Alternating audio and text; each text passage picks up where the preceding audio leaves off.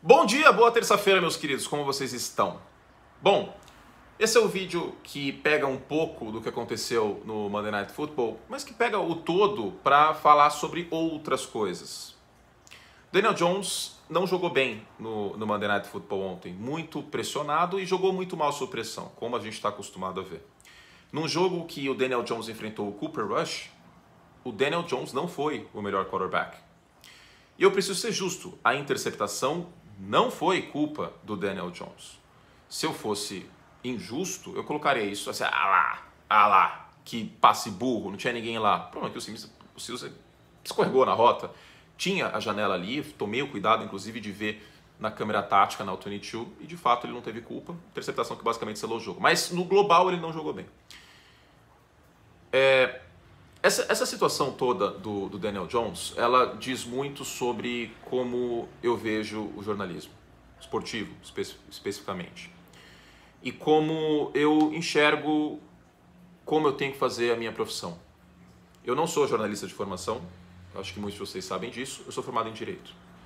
E, naturalmente, para mim, eu sou literalmente formado em fazer isso, em analisar dados, analisar o processo e defender uma tese. Eu acho que, na minha posição como analista, como comentarista, eu tenho que defender uma tese.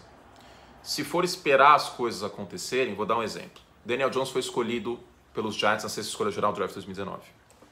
Vamos esperar, né? Vamos esperar. Se ele jogar mal, aí a gente fala que ele está jogando mal. Aí é outra coisa. Aí é reportagem. Agora, eu acredito que, na minha função, a gente tem que pegar os dados que a gente tem, pegar os indícios que a gente tem e emitir uma opinião com base nisso. Uma opinião informada, uma opinião educada, uma opinião respeitosa. Muitas vezes, no meu passado profissional, eu não fiz essa última parte. Por exemplo, quando o Geno Smith foi draftado na segunda rodada, eu dava nota para as escolhas todas.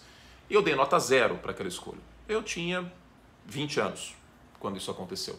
Hoje tenho aí quase 31, tô cheio de cabelo branco. Vocês podem ver aqui, ó. Esse cabelo branco aqui é o Mitchell, esse aqui é o Jay e esse aqui é o Hurts. Hurts não, desculpa. Esse aqui é o... Deixa eu pensar. Esse aqui é o contrato do Roquan Smith. Enfim, daqui a pouco eu tô virando o William Bonner, que vai ficar assim. Mas a maturidade veio. Eu acho que eu melhorei bastante nisso. Em emitir opiniões, mas emitir de forma respeitosa. Mas emitir e não se omitir. Eu não mudaria nada em relação à minha análise do Daniel Jones.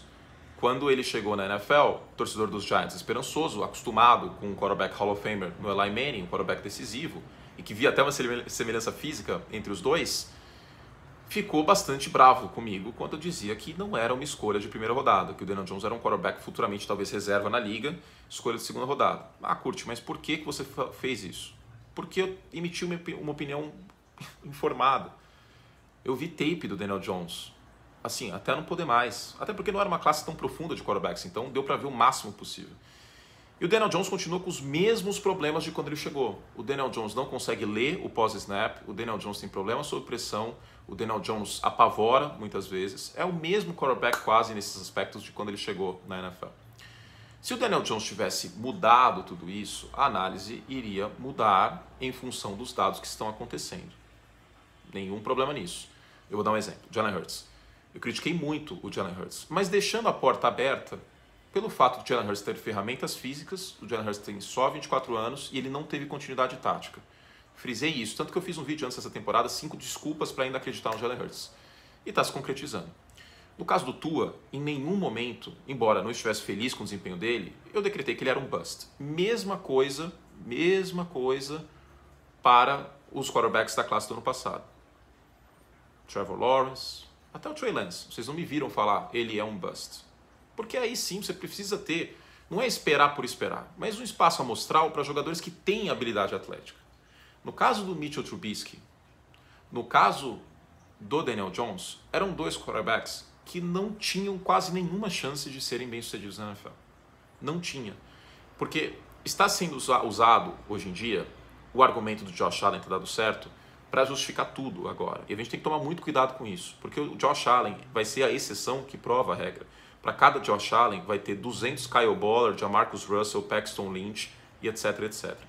Então o grande ponto é o seguinte, a gente precisa, e isso serve, acho que para a minha área de trabalho, serve para muitas outras áreas de trabalho em ciências humanas, trabalhar com o caso prático. Não é porque é ciência humana que a gente tem que desprezar algumas questões mais objetivas. Trabalhar com caso prático, não ficar com frase pronta, não trabalhar só com clichê, não trabalhar com, era assim, vai ser assim.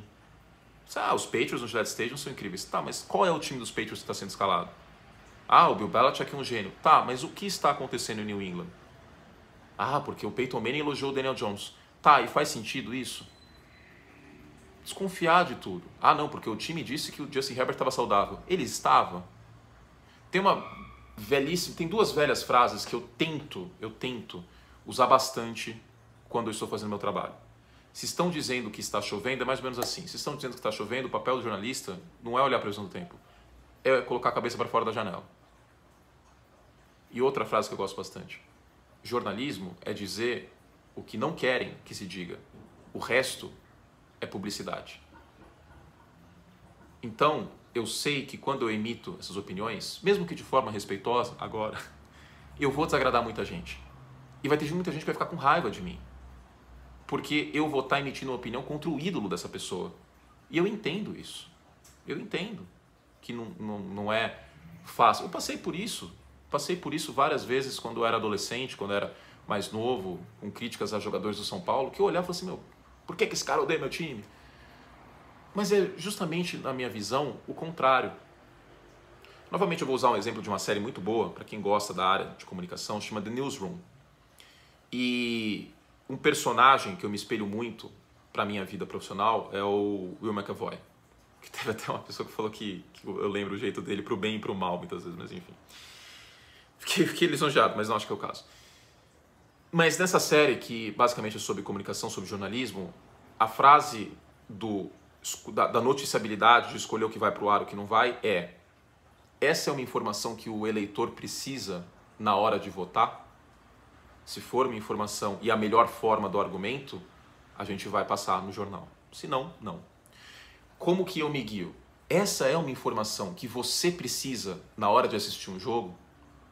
Você precisa saber que o Kyler Murray não é o quarterback perfeito que pintam por causa dos highlights. Você precisa saber que o Daniel Jones, chegando na NFL, era um quarterback muito fraco.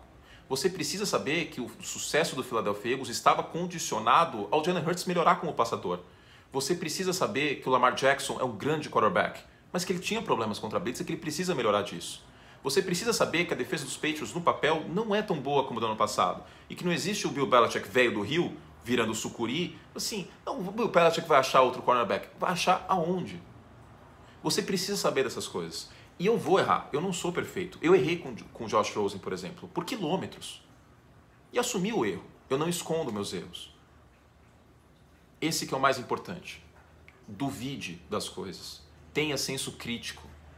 Não engula tudo o que dizem para você. E o mesmo vale para o que eu falo. Conteste. Com educação, claro. Mas conteste. Porque só com o diálogo e só com senso crítico e só olhando o caso prático e só opinando de maneira informada e de maneira respeitosa, a gente vai chegar a algum lugar como sociedade. O caso do Daniel Jones, ele fala muito sobre isso tudo. Fala muito. Desde o início, eu emitia minha opinião, porque eu considerava que eu tinha indícios para isso. Desde o início, eu não odiava o New York Giants, pelo contrário, respeito muito o New York Giants. Eu emiti uma opinião para você, torcedor dos Giants, saber o que esperar. Se o Daniel Jones tivesse melhorado, tivesse indícios dessa melhora, eu não teria problema nenhum de virar e falar, melhorou. Como eu fiz com o Josh Allen, como eu fiz com o Jalen Hurts. Se ele continuasse sendo o quarterback terrível que se mostrou, eu ia continuar falando isso. Certo? Esse vídeo resume a frase.